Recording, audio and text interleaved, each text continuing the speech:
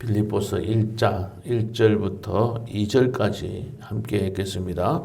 그리스도 예수의 종 바울과 디모데는 그리스도 예수 안에서 빌립보에 사는 모든 성도와 또한 감독들과 집사들에게 편지하노니 하나님 우리 아버지와 주 예수 그리스도로부터 은혜와 평강이 너희에게 있을지어다. 아멘. 빌립보서는 옥중서신, 즉 감옥에서 사도 바울이 편지를 쓴 그 내용들을 옥중서신이라고 합니다. 그 에베소서, 골로새서, 빌레몬서와 빌립보서 이 네 권의 책이 옥중서신이라고 합니다. 다른 성경과는 좀 다르게 빌립보서는 이 바울이 빌립보 교인들에게 품었던 그 사랑과 감사하는 마음이 잘 드러나 있습니다. 감사하다는 것은 바로 바울에게 빌립보 교회가 많은 은혜를 베풀었다는 겁니다. 많은 사랑을 해주셨다는 거죠. 그래서 복음 전파하는 데 필요한 물질도 도와주시고 여러 가지 면에서 기도와 협조를 통해서 이 사도 바울이 사도로서의 사명을 감당하는 일에 많은 도움을 준 그런 아름다운 교회입니다.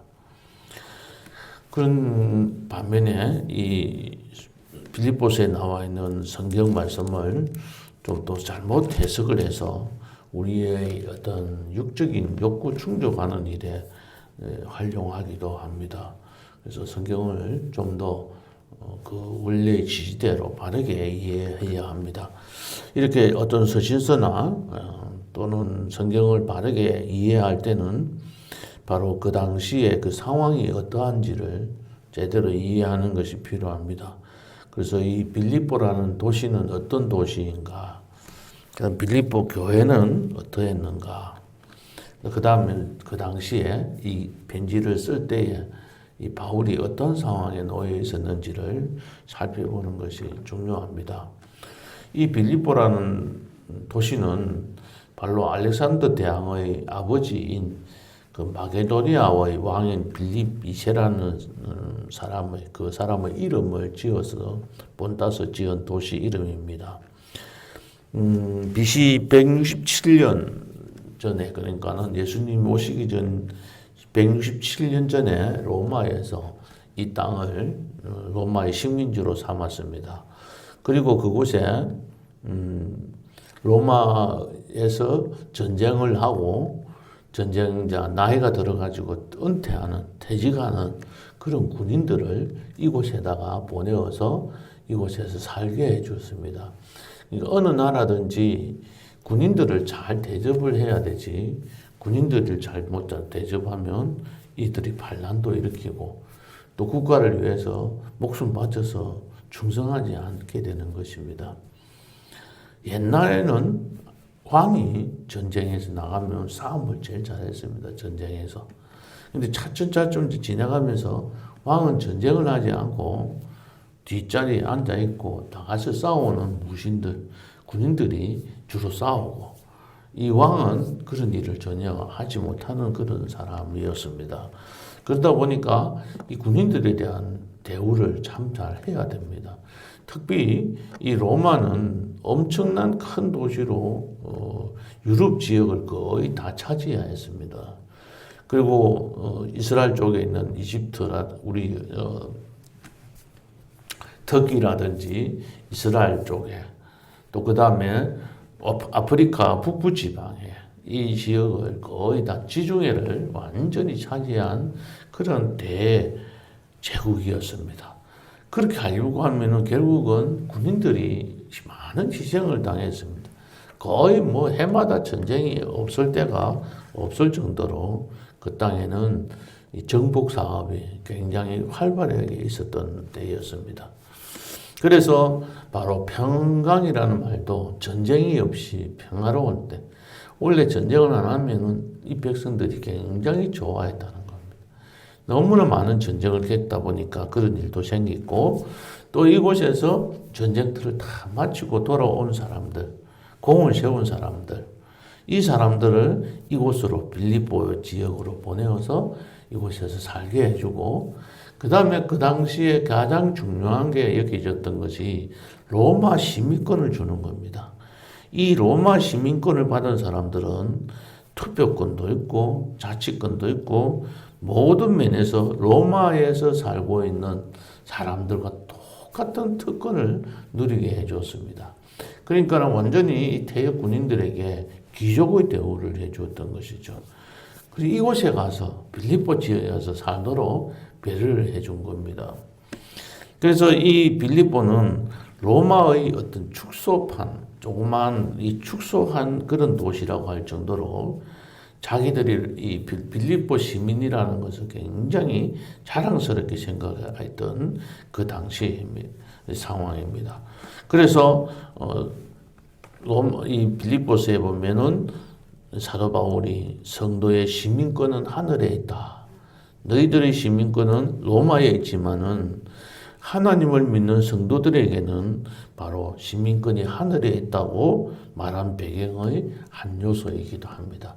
그래서 시민권을 굉장히 중요시하던 너희들은 이곳의 빌립보 시민이지만 로마의 시민이지만 하나님을 믿는 백성들은 이 하늘나라의 시민권을 가진 사람이다 라고 비유를 하면서 설명한 내용이기도 합니다. 우리가 알고 있는 이 빌립보 교회는 사도 바울이 제2차 전도 여행 기간 중에 마게도니아 지방에서 처음으로 세운 교회입니다. 사도 바울이 이 아시아 지역, 그러니까는 터키 지역에서 계속해서 전도를 하려고 할 때 자기를 한밤중에 자기를 도와달라는 환상을 보고 이 네아폴리를 거쳐서 빌립보에 도착하게 됩니다.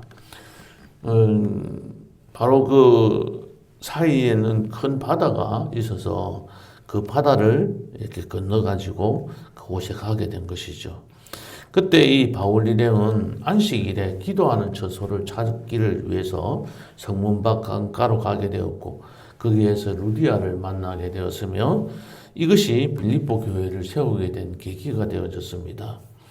루디아는 하나님을 공경하는 사람이었고 두아디라 출신의 자색 옥감 장수였습니다. 그래서 루디아와 그의 가족을 중심으로 빌립보 교회가 이 루디아의 집에서 처음으로 시작이 되어졌습니다. 우리 교회도 이 루디아와 같은 사람들이 참 많이 있었으면 좋겠다 하고 기도를 드리고 있습니다. 이러한 교회를 세워가는 보이지 않는 가운데서 하나님께서 주시는 물질의 축복을 이 하나님의 교회를 세우고 하나님의 일을 하는 일에 사용하는 그러한 성도들이 많이 우리 교회도 있기를 함께 기도하고 또 그런 쓰임을 받는 니와 같은 성도가 되기를 기도했으면 합니다. 이러한 상황에서 바울은 또 감옥에 갇히게 됩니다.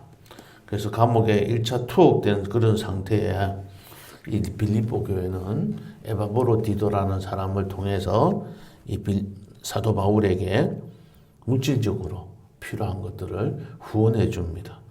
요즘에는 감옥에 갇히면은 국가에서 다 먹이 살려주고 옷도 주고 재워주고 필요한 것들 다 채워줍니다. 그래서 밖에서 고생하니 차라리 감옥에 들어가서 사는 것이 좋다. 그렇게 생각하고 일부러 죄를 지어서 잡혀가지고 감옥에 들어가서 살기도 한답니다. 우리는 그런 생각은 못 해보지만 그 사람들은 바깥에서 나와가지고 출소해서 이 땅에 돈 벌여가지고 살아가 보려니까 힘드니까 감옥에 들어가려고 한다는 사람도 있다고 합니다. 그런데 그 당시에는 이 감옥에 들어가면은 누가 돌보지를 안 하면 가족 중이나 또 교인들 중에서 이렇게 돌아보지 않으면 그 자리에서 그냥 죽어가는. 그러니까 누가 뭐 밥을 챙겨준다든지 옷을 챙겨준다든지 이런 상태가 아니라 그것이 그냥 가둬버리면은 그가 살다가 죽게 되는 그런 상황에 이르는 그런 상황입니다. 그러니까는 이 사도 바울이 감옥에 갇혀 있지만은 누구 하나 돌볼 가족이 있지도 않고 결혼도 하지 않았으니까 자녀가 있는 것도 아니고 도와준다는 것은 바로 교인들밖에 없었던 겁니다. 그때에 이 빌립보 교회에서 에바브로디도를 보내어가지고 물질적으로 후원도 해주고 그 바울의 곁에 서서 모든 일들 필요한 것들을 도와주고 시중하게 만들었던 겁니다. 그런데 그 당시에 이 에바브로디도가 이곳에서 사는 중에 중병에 걸려서 거의 죽음 직전에까지 이르기도 했답니다. 그래서 이것을 보고는 기도하고 하나님 앞에 맡기는 가운데 다시 회복하게 되어졌고, 그리고 이 에바브로디도를 빌립보 교회로 다시 돌려보내면서 너무 감사해서 빌립보 교회가 늘 자기를 도와주는 것에 감사해서 쓴 편지가 바로 빌립보서입니다. 그를 따뜻이 에바브로디도를 따뜻하게 영접해 줄 것을 빌립보에 부탁하는 내용이 첫 번째 내용이고, 두 번째 내용은 자신이 지금 이곳에 감옥에 있지만 내가 기쁨으로 이 모든 걸 살아가고 있다는 것을 말하여 선교 보고하는 그런 내용이고, 세 번째는 이 빌립보 성도들에게 감사하는 마음을 전달하는 것이 이 빌립보서의 주된 내용입니다. 오늘 이 본문은 바로 처음 시작하는 인사하는 말씀이기도 하지만 이 속에는 여러 가지 많은 교훈들이 담겨져 있습니다. 1절 보면은 그리스도 예수의 종 바울과 디모데는라고 자신들을 그리스도 예수의 종이라고 소개를 했습니다. 그런데 우리가 자세하게 이렇게 살펴보지를 않아서, 눈여겨보지를 않아서 그런데 이 사도 바울은 편지에서 꼭 자기가 사도라는 것을 밝히는 경우가 참 많이 있습니다. 그런데 이 빌립보서에는 자기가 사도라고 전혀 소개하는 말이 없습니다. 하나님의 뜻으로 사도된 바울은 이렇게 주로 자기를 소개하기도 하는데 이곳에는 그렇게 소개한 것이 없습니다.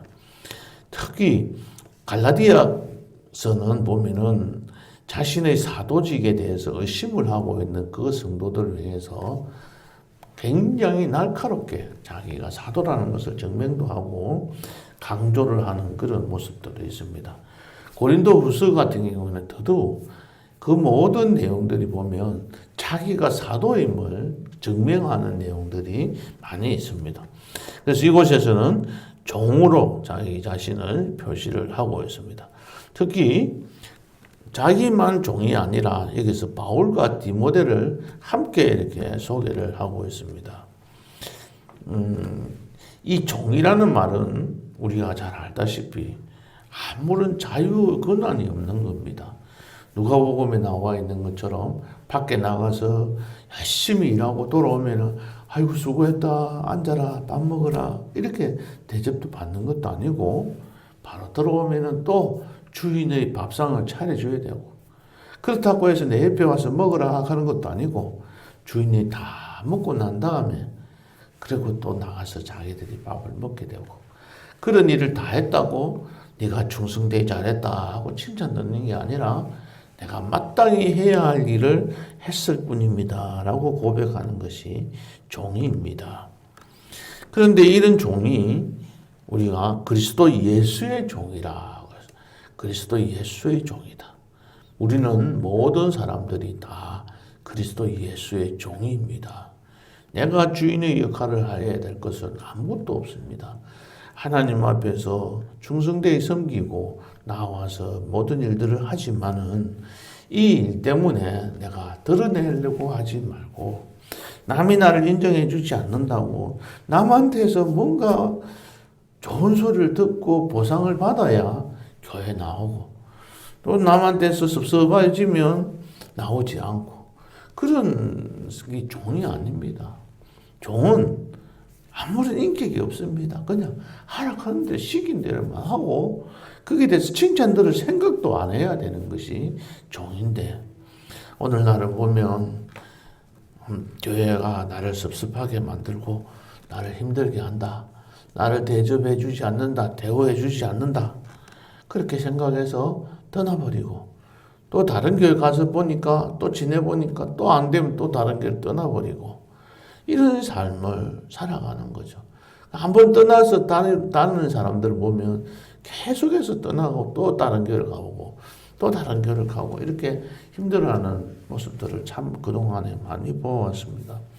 우리 교회뿐만 아니라 다른 교회 여러 교회들이 다 이와 같은 것 같아요. 이것은 종이라고 늘 자기 자신은 그리스도 예수의 종이라고 말을 하지만 종된 삶을 살지 못하는 그러한 모습을 봅니다. 두 번째로 살펴볼 것은 여기에서 보면 그리스도 예수 안에서 또 그리스도 예수라는 말이 나옵니다. 그리스도 예수라는 말이 1절과 2절에 보면 세 번이나 나옵니다. 그리스도 예수의 종. 그리스도 예수 안에서 빌립보에 사는 모든 성도와 또한 감독들과 집사들에게 편지하노니, 이 빌립보 교회는 아까 말씀드렸듯이 사도 바울이 굉장히 고맙고 감사하게 생각하는 교회다. 교회가 성장한 교회다 하는 겁니다. 아주 큰 교회로 발전했는데 그것은 어떤 면에서 빌립보 교회가 성장하게 되었는가? 첫 번째는 바로 여기 보면 그리스도 예수 안에 있었다는 겁니다. 모든 일을 그리스도 예수 안에서 해결했다는 겁니다. 오늘 불렀던 찬송처럼 주 사랑 안에서 살았다는 것이죠. 그렇게 사는 사람들은 모든 문제를 주 안에서 해결함 받는 겁니다. 주님께서 말씀하실 때 나는 포도나무요 너희는 가지니 저가 내 안에 내가 저 안에 있으면 이 사람을 과실을 많이 맺나니 했습니다. 주님의 사랑 안에서 사는 사람들을 성도라고 말하는 겁니다. 성도라는 것은 바로 그리스도와 영적으로 신비한 연합을 이루는 겁니다. 가지가 포도나무에 붙어서 그 안에서 붙어서 하나가 되어져서 연합되어서 그렇게 살아갈 때에 그들에게 열매가 맺히는 것입니다. 그들에게 신앙인의 모습이 드러나는, 그래서 거룩한 무리가 이 세상 사람들과는 다른 구별된 그러한 거룩한 무리로 우리가 성도라고 합니다. 성도는 바로 그리스도 예수 안에 있어야 합니다. 그리스도 예수와 연합되어져야 합니다. 그리스도인들은 세상과 성도들은 세상과 구별된 삶을 살아가는 사람들을 우리가 성도라고 하듯이 이 빌립보 교회는 모든 성도가 다 예수님 안에서 살았다는 겁니다. 그럴 때 교회는 성장하고 발전하게 됩니다. 두 번째는 빌립보 교회는 자기 것을 남에게 주는 교회였습니다.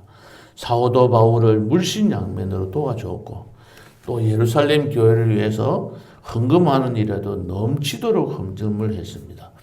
그래서 고린도전서나 고린도후서에 보면은 이 마게도니아 지역에 있는 교회의 성도들이 후하게 헌금을 했다고 칭찬하고 있는 모습들을 봅니다. 그래서 예수님께서도 주는 것이 받는 것보다 더 복이 있다고 말씀하셨던 것처럼 이렇게 심는 자에게 씨와 먹을 양식을 주시기 때문에 우리들은 헌금하고 남을 도와주는 일에 더욱더 내 코도 석잔데 이렇게 할 게 아니라 남에게 도와주는 그러한 삶을 또 그러한 교회가 되어야 합니다. 세 번째는 빌립보 교회는 조직을 잘 갖추어졌습니다. 여기서 보면은 모든 성도와 또한 감독들과 집사들에게 라고 했습니다. 여기서 감독들이라는 것은 지금 말하면 목사와 또 장로들을 말합니다.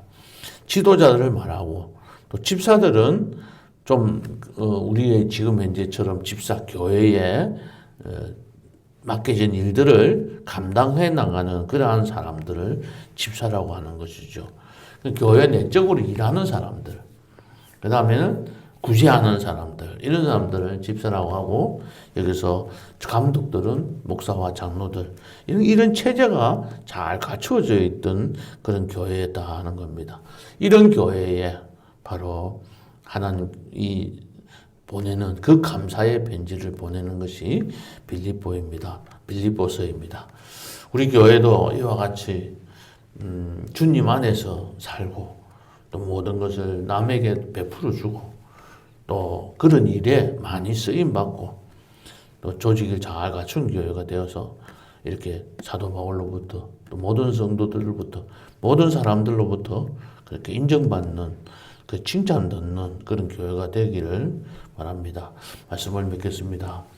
2절에 보면은 하나님 우리 아버지와 주 예수 그리스도로부터 은혜와 평강이 너희에게 있을지어다 말로 인사를 하고 있습니다.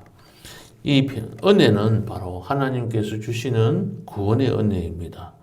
평강은 은혜를 받다 보니 구원받은 사람들에게, 하나님의 자녀로 사는 사람들에게, 바로 그리스도 예수 안에서 사는 사람들에게 구원함을 받은 우리 성도들의 마음속에 찾아오는 평강입니다. 그 평강이 우리 세상에서 힘들고 어려운 가운데서 살아가게 만드는 원동력이 됩니다. 그런데 이 평강은 어디에서 온다고 했습니까? 하나님과 예수님으로부터 오는 평강입니다.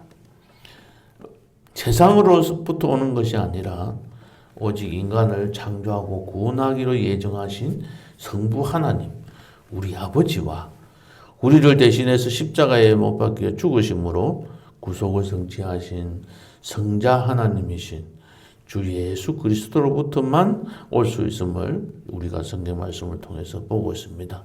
우리들도 그렇게 알고 있습니다.